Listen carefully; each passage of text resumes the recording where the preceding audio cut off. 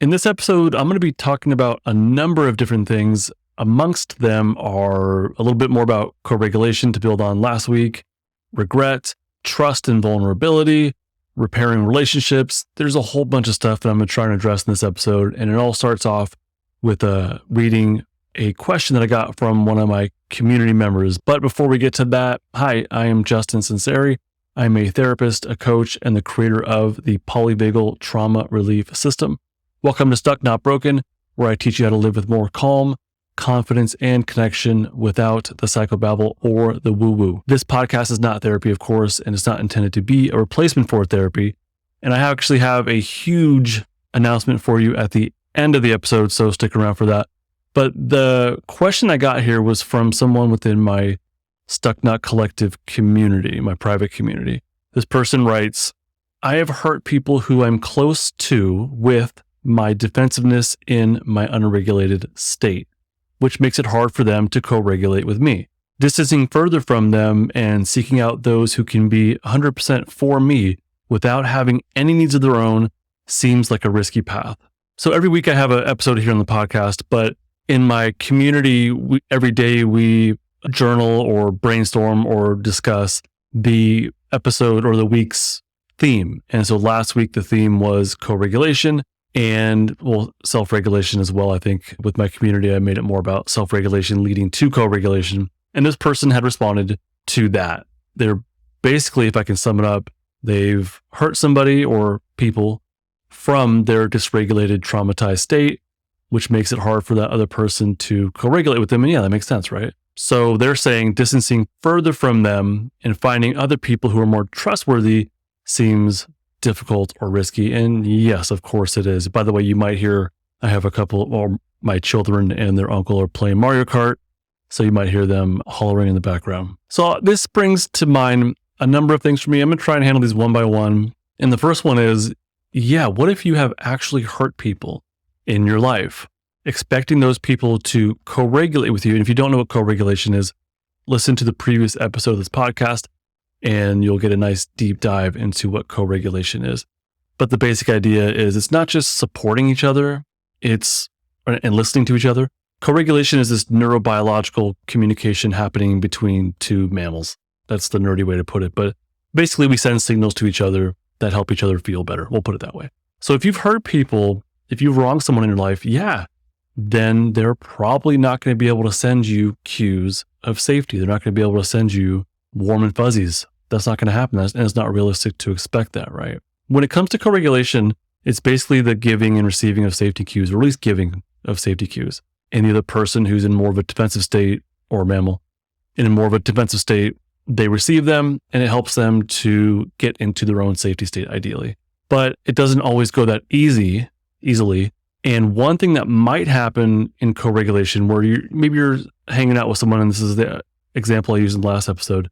You're hanging out with somebody, chit-chatting, and they stop and look at their phone. So that's called a rupture, and it's really easy to repair. There's another thing that can happen called misattunement. Misattunement is when you and the other person that you're communicating with maybe are in different states. So you might be in a flight, fight, sympathetic state, and the other person is in a dorsal vagal shutdown state. You are in different states, so you might be misattuned. The person in flight, fight is going to have a lot more energy in their system. The person in shutdown is going to lack energy. We call that misattunement. Let's take it back to ruptures. To repair ruptures, it's pretty simple. You might just give an apology, say my bad. You can smile, give eye crinkles, and get back on track and listen to that person. And, that's usually enough. It's not that complex. But basically acknowledge the hurt, empathize, listen, and provide them some space if needed. If you really hurt that person and they need space, then that's fine.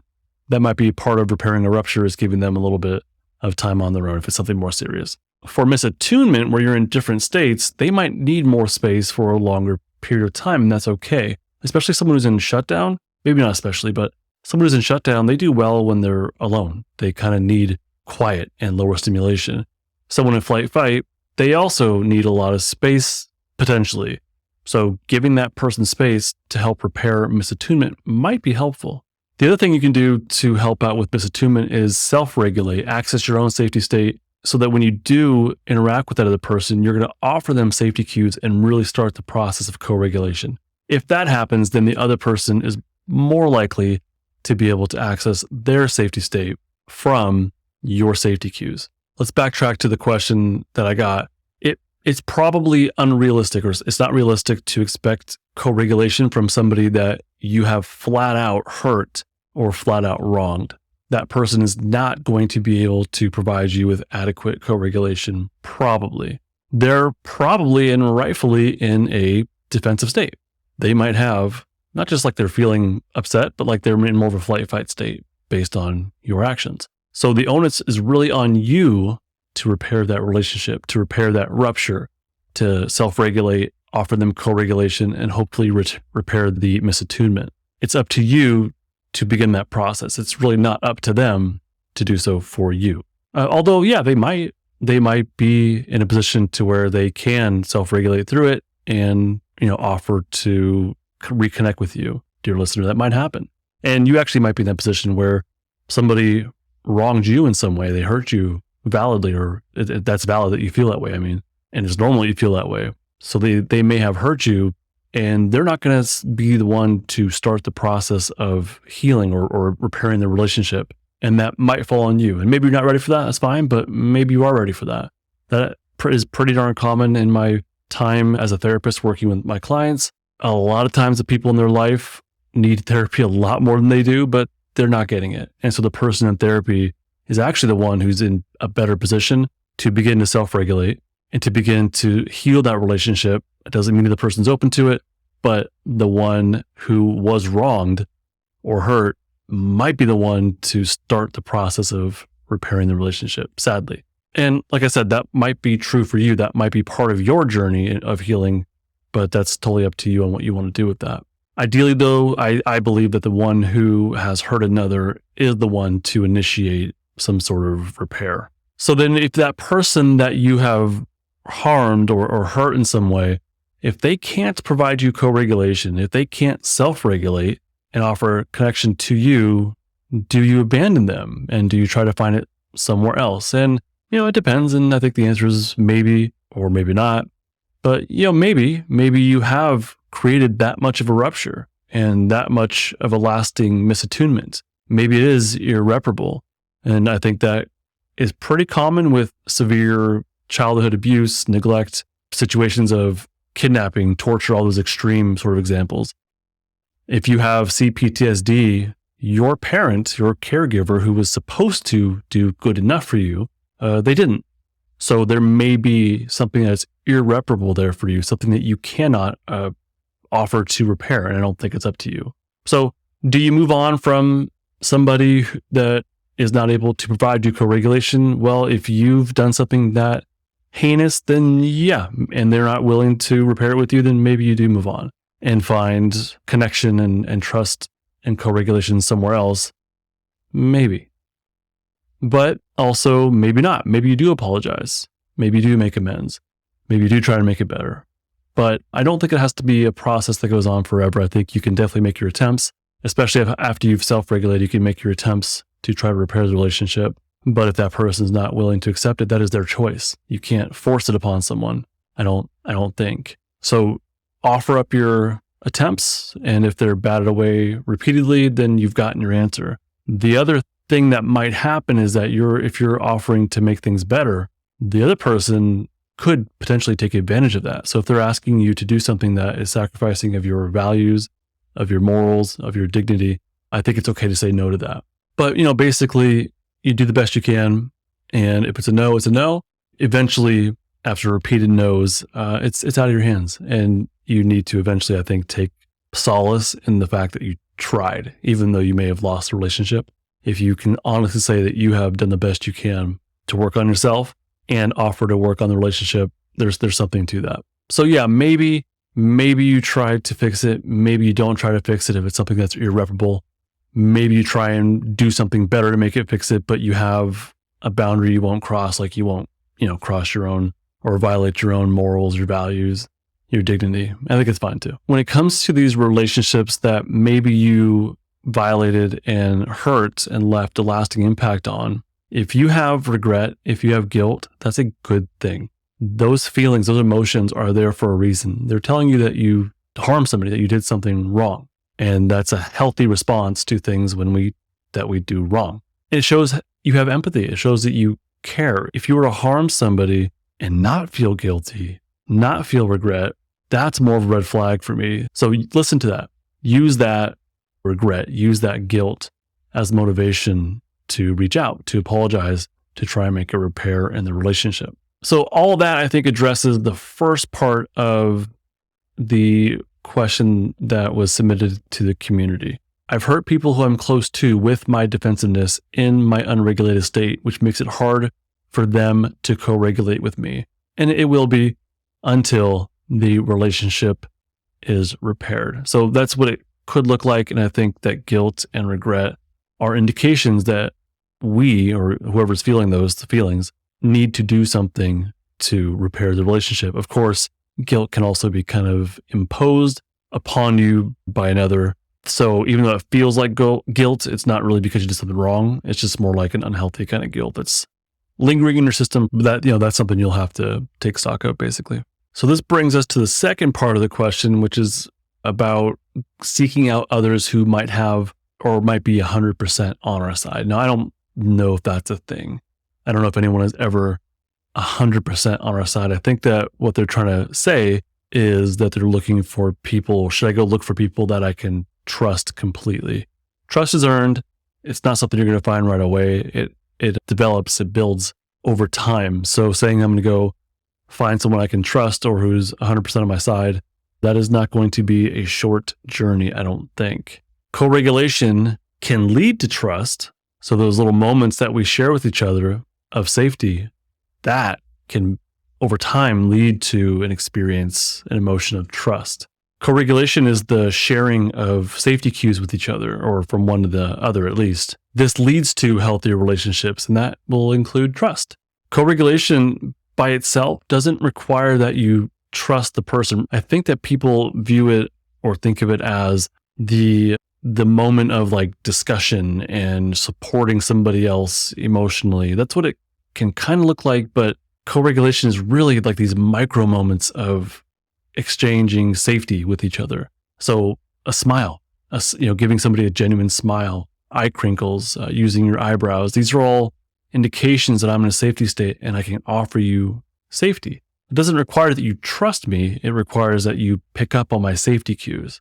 So co-regulation happens in micro moments of unconscious communication. Repeated co-regulation, I think, can help build trust. I think actions are a big part of that as well. But repeated co-regulation can help lead to trust, can help lead to connection, healthy attachments. If you're thinking about sharing with somebody else and being vulnerable and opening up, yeah, that requires trust. Opening up to somebody else requires trust built on co-regulation. But I don't know if anyone's going to ever be 100% for you or for somebody else. And I don't think we should expect that either. I think that other people will always have their own needs, their own agendas. I don't think we should be expecting somebody to be completely for us. And honestly, the people that are truly, I think, supportive and quote unquote on our side, I think that support can also be challenging. It can be them expecting us to do better. It doesn't mean that they're going to hold our hand while we self-destruct. It might mean that they back off and say, I can't be a part of this anymore. It could also be them saying, pushing us to do better with our life, to make better choices, to challenge ourselves, to grow in some way. I think people who are supportive and loving can do those things. I don't think that trust looks like agreement with whatever it is you want to do with your life necessarily.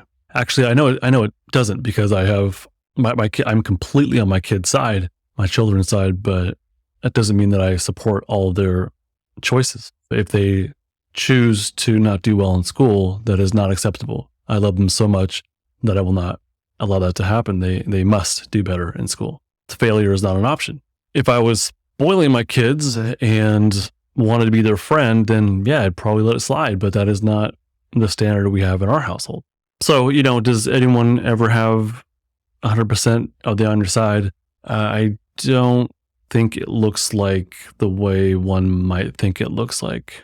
So let's go back to the question: hurt people, they can't provide co-regulation. Should I seek somebody else out and try to find trust and co-regulation? And, maybe, but because, co-regulation is very needed. We need that. We need each other.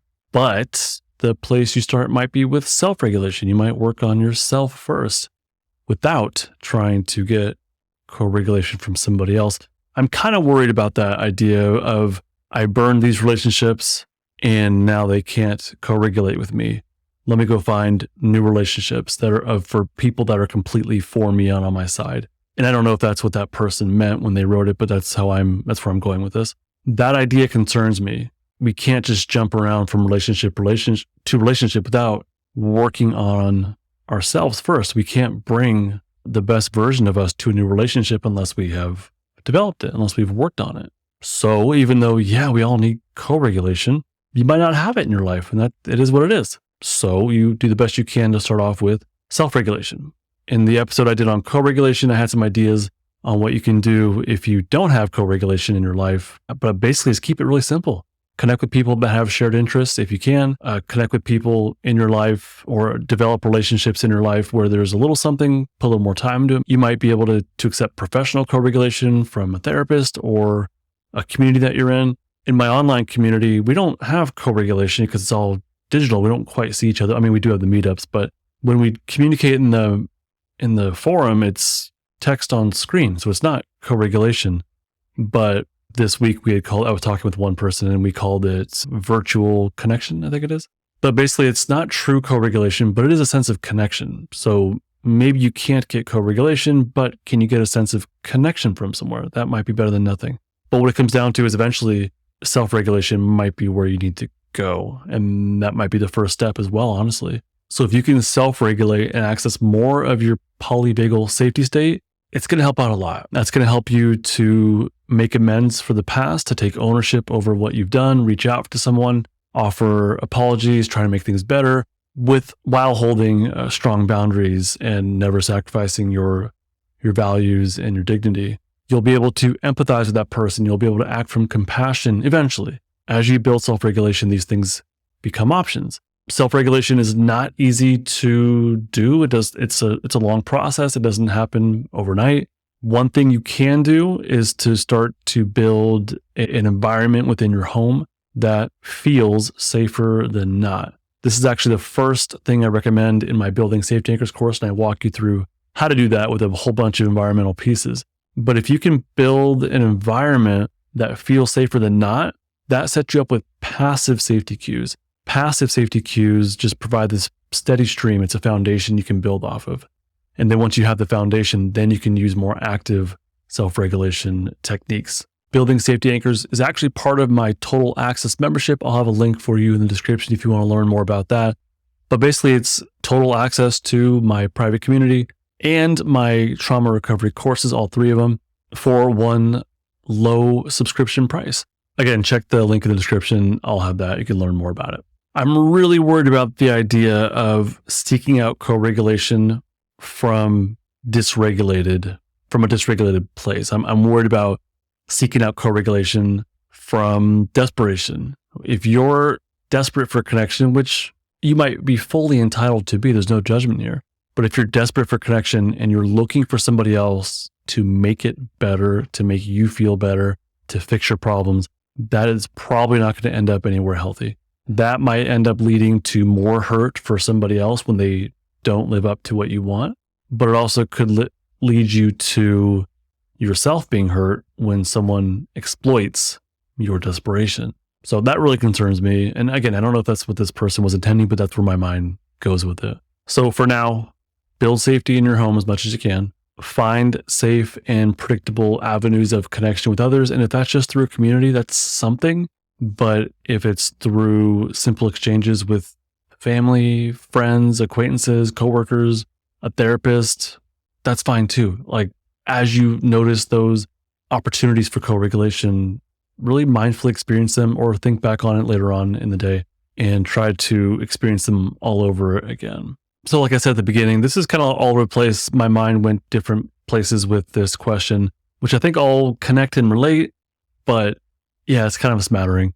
I did say I have a huge announcement, and that huge announcement is that I created a free resource for you, and it is called StuckNotBot. It's an artificial intelligence that is trained on my brain, basically. All the information from this podcast, all the information from my blog has been transcribed for this AI. It was a tremendous amount of work, but basically I transcribed everything and then I refined that knowledge, and I'm still in that process actually, but I formatted the knowledge to be formatted for an AI. And then I told that AI how it should behave with you. So when you chat with it, you can ask it whatever you want. As long as it's something I cover here, it'll be able to talk with you and share more information, teach you about the polyvagal theory or whatever else you want to know about, at least as long as it's stuff that I cover. And it'll connect you to helpful resources as well. I have launched it to my email list. I've had about 80 people try it out and gotten some really good feedback on it so far. People seem to be liking it. So as of right now, it is at a point where you can play around with it and hopefully have a good experience. But it's not quite done. I'm still refining the knowledge. That's a process that's going to go on for a while. And basically, every time I add a new episode like this one, I will update the AI with brand new knowledge as well. So it's basically its knowledge base will always grow as long as I'm putting out new information. So if you want to give StuckNotBot a try, I'll have a link in the description. Sign up for my email list and you'll get access to it right away. But so far it's really cool and it's only going to get better. Can't wait for you to try it out. Fellow StuckNot, I really hope this episode has been helpful for you in, thinking about repairing your relationships or building them or what you can do different in the future. Bye. This podcast is not therapy, not intended to be therapy or be a replacement for therapy. Nothing in this creates or indicates a therapeutic relationship. Please consult with your therapist or seek for one in your area if you are experiencing mental health symptoms. Nothing in this podcast should be construed to be specific life advice. It is for educational and entertainment purposes only. More resources are available in the description of this episode and in the footer of justinl.com.